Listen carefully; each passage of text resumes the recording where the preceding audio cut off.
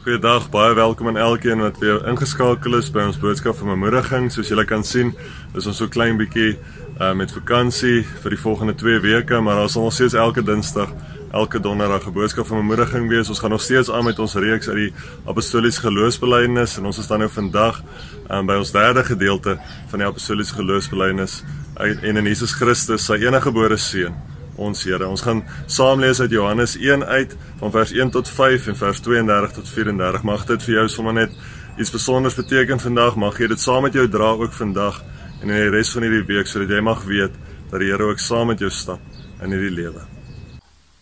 In die begin was die woord daar, en die woord was by God, en die woord was self God. Hy was reeds in die begin by God. Alles het deur hom tot stand gekom. Ja, nie 'n enkele ding wat bestaan het sonder hom tot stand gekom nie. In hom was daar lewe, en die lewe was die lig vir die mense. Die lig skyn in die duisternis. Die duisternis kon dit nie uitdoof nie. Ons lees ook dan nou saam van vers 32 af. Verder het Johannes getuig: ek het duidelik die Gees soos 'n duif uit die hemel sien kom, en hy het op hom gebly. Ek het self ook nie geweet wie hy is nie, maar God wat my gestuur het om met water te doop, het vir my gesê: die een op wie hy die Gees sien kom en bly, dit is hy wat met die Heilige Gees doop. Ek het dit self gesien en daarom getuig ek: hy is die Seun van God. Tot sover lees ons dan vandag saam. In die begin was die woord reeds daar, die woord het mens kom word tussen ons. Jesus Christus self kom word, vir ons die perfekte voorbeeld kom word van iemand wat God navolg.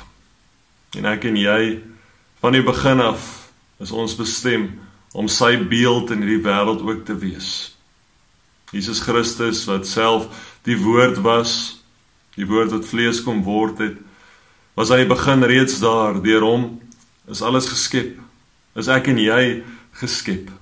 En dit is so wonderlik dat ek en jy ook nuut gemaak is deur hom aan die kruis ook.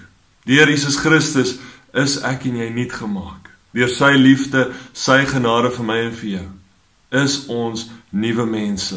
Leef ons in 'n nuwe skepping saam met hom, 'n ewigheid saam met hom. Hy het die dood kom oorwin. Die dood het nie meer mag oor ons harte nie, nie meer mag oor ons lewens nie.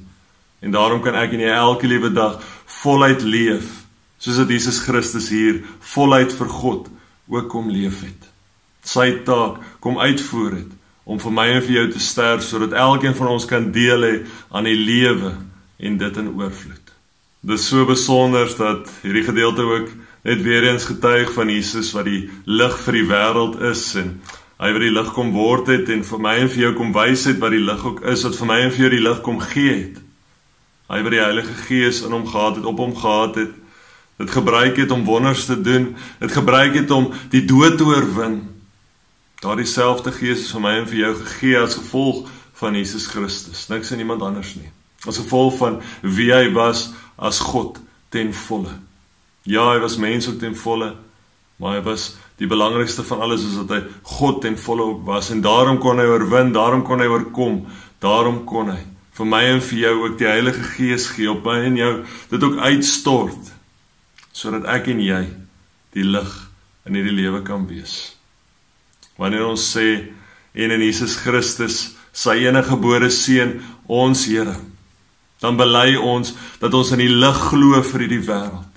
Dan bely ons dat ons in die een glo wat vir altyd, vir my en vir jou, die dood kom oorwin het. Die een wat van die begin af reeds daar was, deur wie alles geskep is, en deur wie alles ook nou herskep is. Ek en jy kan nie leef as gevolg van hom. Mag ek en jy bemoedig word sommer net deur hierdie woorde vandag, dat die Here Jesus Christus ons lig is, dat hy die lig was reeds van die begin af, dat ek en jy in daardie selfde lig kan leef, omdat hy tussen ons kom leef het, en ons kom deel maak het van wie hy is.